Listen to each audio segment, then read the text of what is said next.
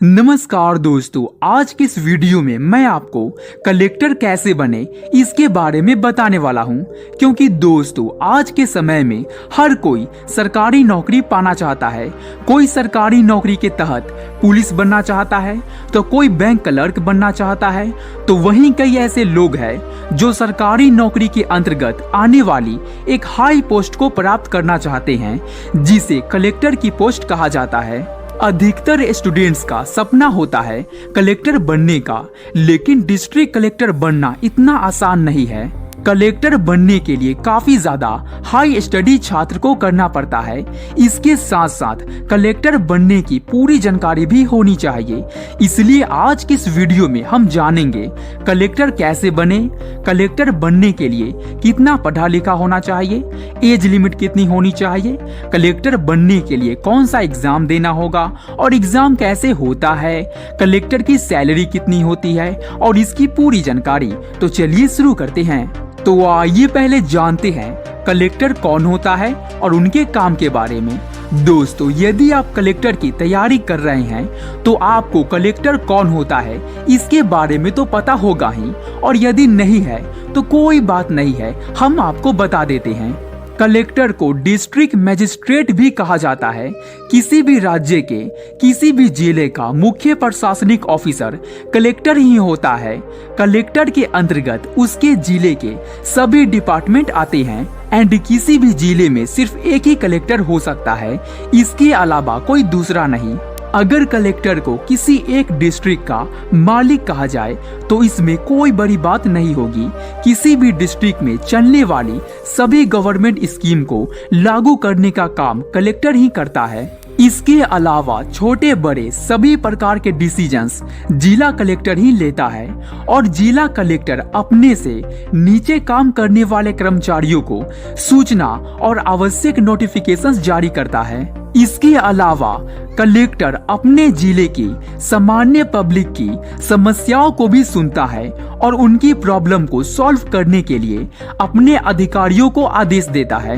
And collector समय समय पर सरकार को सलाह देने का काम भी करता है। तो दोस्तों अब आप जान गए होंगे कि कलेक्टर क्या होता है और वो क्या काम करते हैं। तो चलिए अब जानते हैं कलेक्टर कैसे बने। दोस्तों कलेक्टर बनने के लिए वैसे तो बहुत सारे उम्मीदवार अप्लाई करते हैं, लेकिन उसमें से कुछ ही लोगों को सफलता प्राप्त होती है। क्योंकि हर साल 7 से 8 लाख उम्मीदवार आईएएस का एग्जाम देते हैं, लेकिन इन सभी उम्मीदवारों में से 400 से 700 उम्मीदवार ही आईएएस अधिकारी बन पाते हैं। तो अगर आप भी कलेक्टर बनना चाहते हैं तो आपको कलेक्टर कैसे बने इसके बारे में पूरी इंफॉर्मेशन होनी चाहिए, ताकि आप अच्छे से अपनी स्टडी कर पाए और अपने कलेक्टर बनने का सपना पूरा कर पाए। तो आइए जानते हैं कलेक्टर कैसे बने और कलेक्टर बनने की पूरी प्रक्रिया क्या है। कलेक्टर बनने के लिए सरकार द्वारा कुछ योग्यताएं सेट की गई है। जो कैंडिडेट उस योग्यताएं को पूरा करता है, सिर्फ वही कैंडिडेट आईएएस का एग्जाम दे सकते हैं। So number 1, education qualifications. दोस्तों जो कैंडिडेट कलेक्टर बनना चाहते हैं उन्हें कलेक्टर बनने के लिए इंडिया की किसी भी यूनिवर्सिटी से किसी भी स्ट्रीम में ग्रेजुएशन की डिग्री को पूरा करना आवश्यक होता है। क्योंकि कलेक्टर की पोस्ट के लिए अप्लाई करने के लिए कैंडिडेट का ग्रेजुएट होना आवश्यक है। Age limit.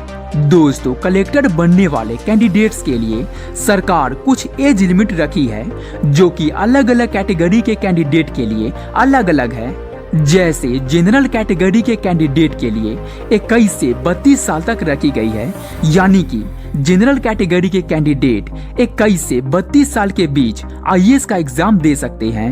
ओबीसी कैटेगरी के लिए 21 से 35 साल तक रखी गई है। एससी एसटी कैटेगरी के लिए 21 से 37 साल तक रखी गई है। एंड फिजिकल हैंडीकैप लोगों के लिए 21 साल से 42 साल तक रखी गई है। अन्य योग्यता। उम्मीदवार का मानसिक और शारीरिक रूप से फिट होना जरूरी है। उनकी आंखें स्वस्थ होनी चाहिए। महिला और पुरुष उम्मीदवारों को कलर ब्लाइंडनेस नहीं होना चाहिए। एंड उम्मीदवार पर कोई भी क्रिमिनल केस नहीं होना चाहिए। तो दोस्तों अगर आपके पास ये सभी क्वालिफिकेशंस हैं तो आप आईएएस यानी कि कलेक्टर बनने के लिए फॉर्म अप्लाई कर सकते हैं। तो चलिए अब जानते हैं एग्जामिनेशन पैटर्न के बारे में, यानी कि कलेक्टर बनने के लिए कौन सा एग्जाम देना होगा, एग्जाम कैसे होता है, इसके बारे में जानते हैं। जिला कलेक्टर की form UPSC union public service commission के द्वारा निकाले जाते हैं और इसकी परीक्षा भी यूपीएससी कंडक्ट करती है। इसके लिए यूपीएससी द्वारा all India civil service exam करवाई जाती है, जिसे शॉर्ट में हम CSE भी कहते हैं। इसकी परीक्षा साल में एक बार करवाई जाती है। इस परीक्षा में टॉपर रहे कैंडिडेट्स को योग्यता के अनुसार अलग अलग पोस्ट के लिए चुना जाता है, जिसमें कलेक्टर, कमिश्नर, सिक्योरिटी एक्सेट्रा जैसी कई पोस्ट होती हैं। अगर आपको जिला कलेक्टर बनना है तो आपको ये बात जरूर पता होनी चाहिए कि आपको इसके लिए 3 स्टेज में परीक्षा देनी होगी और तीनों को पास करना होगा। उसके बाद ही जिला कलेक्टर की ट्रेनिंग शुरू करवाई जाती है। तो चलिए जानते हैं वो तीनों एग्जाम कौन कौन से होते हैं और कैसे होते हैं। So number 1 preliminary exam. यह प्रारंभिक परीक्षा होती है जो कि काबिल उम्मीदवारों और अन्य उम्मीदवारों को छांटने का काम करता है। इस परीक्षा में सफल होने वाले लोग ही अगले एग्जाम के लिए चुना जाता है। यह परीक्षा जुलाई से अगस्त के बीच में होती है। ये प्रथम परीक्षा होती है और आवेदन करने के बाद आपको ये परीक्षा देनी होती है। Number 2 main exam. यह परीक्षा प्रारंभिक परीक्षा में सफल घोषित हुए उम्मीदवारों के लिए करवाई जाती है, जिसमें वो ही उम्मीदवार भाग ले सकते हैं जो प्रारंभिक परीक्षा में सफल घोषित होते हैं। इस वजह से ये परीक्षा थोड़ी कठिन होती है। इसमें सभी योग्य उम्मीदवार ही भाग ले पाते हैं। यह परीक्षा दिसंबर से जनवरी के बीच में होती है। Number 3 interview.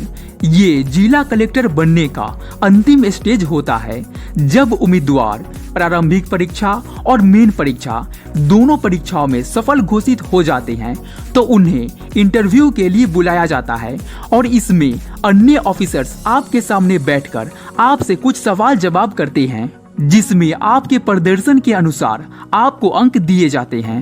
दोस्तों, जब आप इन तीनों एग्जाम्स को पास कर लेते हैं तो उसके बाद आपको लब्बासना में ट्रेनिंग के लिए भेज दिया जाता है एंड ट्रेनिंग पूरी होने के बाद आपको किसी भी जगह पोस्टिंग किया जाता है और आप एक IAS ऑफिसर यानी कि कलेक्टर बन जाते हैं। IAS ऑफिसर को ही कलेक्टर कहा जाता है या डिस्ट्रिक्ट कलेक्टर। ओके दोस्तों, कलेक्टर बनने के साथ साथ आपको वो सारे लाभ दिए जाएंगे जो हर एक IAS ऑफिसर्स को दिए जाते हैं, जैसे रहने के लिए घर, घूमने के लिए कार, 2-4 सिक्योरिटी गार्ड हमेशा आपके साथ रहेंगे, एक्सेट्रा। तो दोस्तों, आज के लिए बस इतना ही। अगर वीडियो अच्छी लगी हो तो वीडियो को एक लाइक कर दो और हमारे इस YouTube चैनल को सब्सक्राइब कर दो, ताकि इस तरह के नए वीडियोस आपको रोजाना मिलता रहे। और अगर आपके मन में इस वीडियो से रिलेटेड कोई भी क्वेश्चंस पूछना है तो आप कमेंट कर सकते हैं। धन्यवाद।